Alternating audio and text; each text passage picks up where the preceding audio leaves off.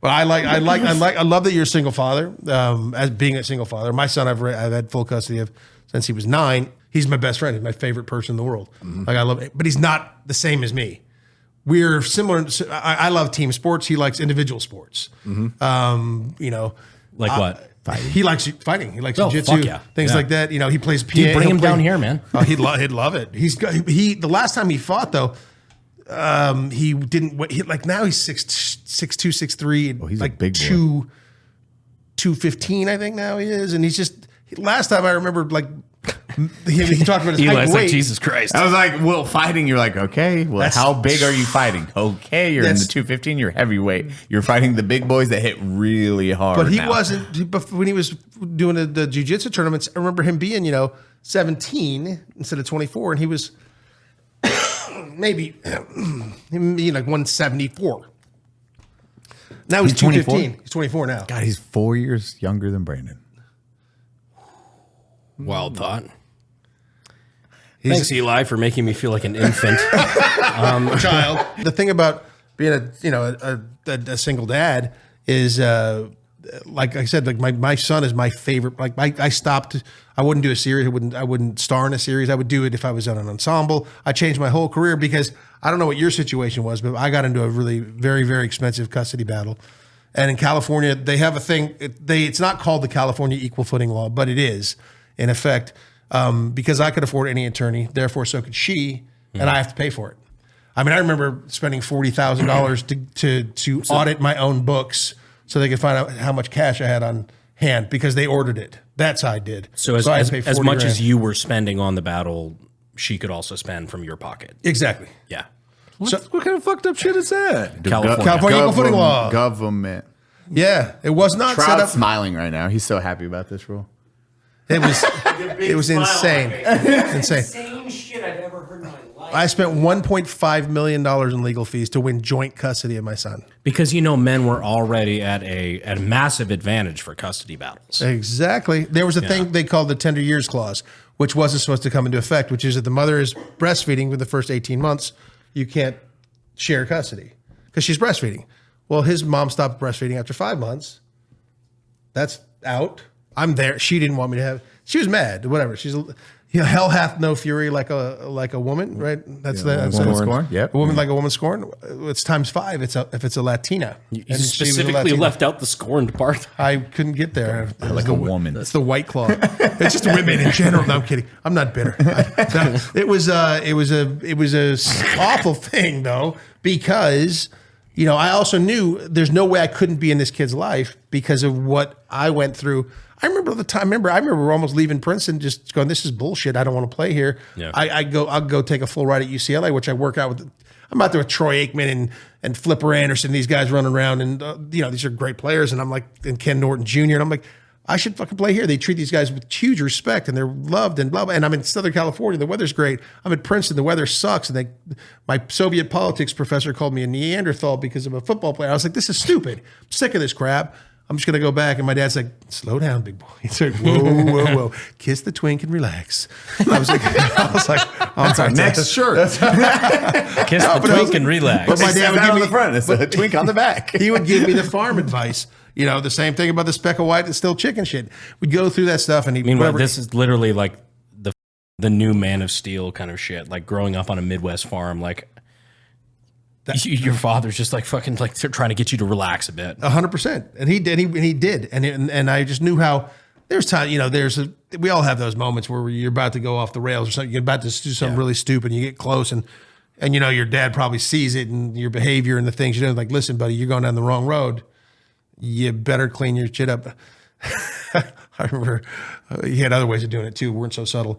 It was the 4th of July, and my buddy and I went over to the principal of our high school's daughter's house. The principal wasn't there, but the daughters were all there. We stayed up there a little bit too late. We had a couple drinks, and we were underage. And my curfew was 10 o'clock, and it was 11:30. And we were coming down the street. We had a really long driveway that went down to the top, all the way down to the bottom of to where the house was. And we're laughing because I got a long way to go for the house, and we're late. All right, I'm going to get yelled at. They're having a party anyway. Maybe they won't even notice. And we get up to the top, and there's my dad standing at the top of the driveway. And I was like, oh, fuck. And he's like, get your ass down here. He goes, that's exactly what I threw. And he goes, get your ass downstairs. And I was like, oh, whatever. And my buddy's idiot. He shouldn't have spoken. He's like, we only had one beer. My dad's like, shut up, get your ass down. I was like, oh God, don't do it. And then we walked by my dad. That's where he wanted us to go. And then every like third step, he would kick me in the ass. Like, poof. Poof. And he would that was it. That was what I got going down there for. That was not such subtle advice, but he was so pissed off. And then my Uncle Mark was inside the house, my mom's little brother. And when I walked by, he did exactly that. He was like, and my dad kept kicking me in the ass all the way into my room. Just kept kicking me in the ass. I got the message. Don't break curfew and don't drink with the principal's daughters when you're underage. Ding. You got to get it through your thick head. But he was there for everything, all the time, all the hardest times. It's that footprints in the sand thing. You've heard that about, God, why have you forsaken me? And the hardest points in my life, I look down. You said you'd be walking next to me. I look at the hardest points, and there's just one set of footprints. And that's when God said, that's when I was carrying you. And that's the thing is, my dad did that over and over and over. So there's no way I wasn't going to do that for my son. Yeah, and he's had things happen that I would have never expected, and things that if I didn't have that built into me, I wouldn't have been there. So doing it as a single father, huge respect. It's a very difficult thing. John turned out dope. Cody did a fantastic job. Well, John's such a good fucking kid. Dude, it's crazy and seeing seven like that retarded level. uncles.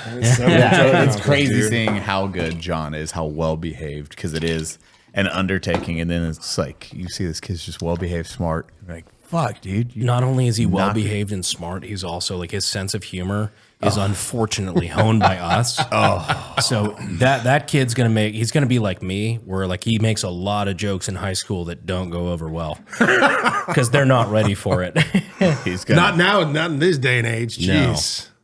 It's crazy, but it's awesome because you just get to see like what a good dad can do, and you're like, hey, as it fucking should be. Yep.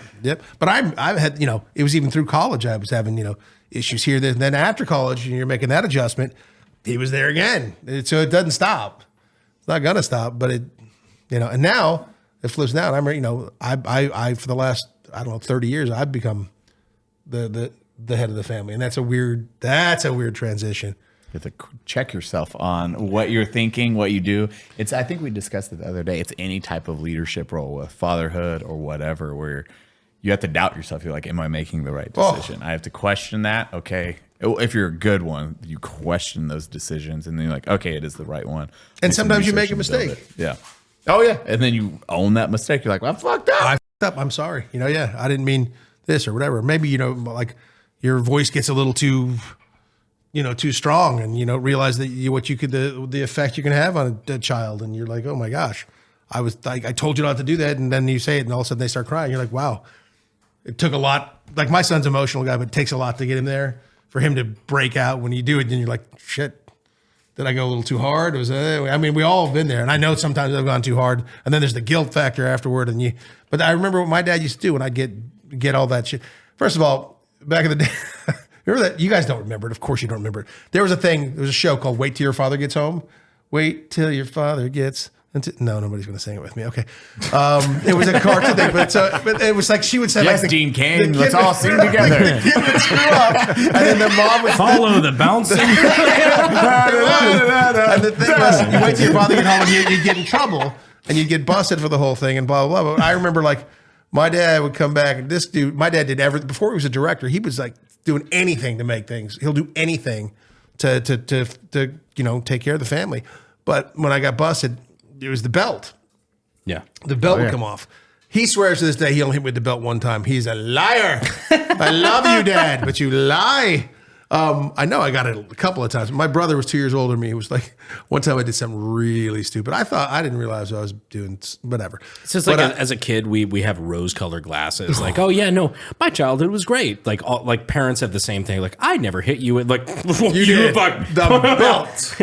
As a kid, you remember that shit. I remember it was so much trouble. I was like, oh shit, this is a real one. And I go home. When I walk in, my brother's like. And then he goes, put on extra pairs of underwear. I swear it helps. I was like, oh, whatever. This is going to fucking suck. I didn't get the belt that day, by the way, thank God. Father, you are not an honorable man. That's that, and he was right. But it's it helps. It's the greatest thing in the world. I don't know. It's the best thing in the world.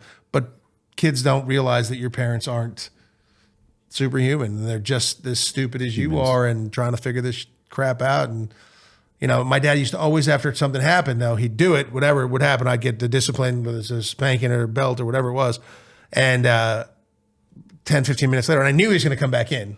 And then he explained to me why he did it and that he hated doing it and that, you know, he loved me and da da da da da, and this is the deal, blah, blah. And so that was worth everything to me. So every time I've ever disciplined my son, I'm back in there. It's the talk afterwards. the You talk let him after. stew and then you talk to him. Yep, 100%. It's huge, huge. That even hurts to hear because like you know for a fact it's, you know, the whole thing, like you realize that your parents are just you. And then like that is a serious moment in growing up. You just realize, fuck.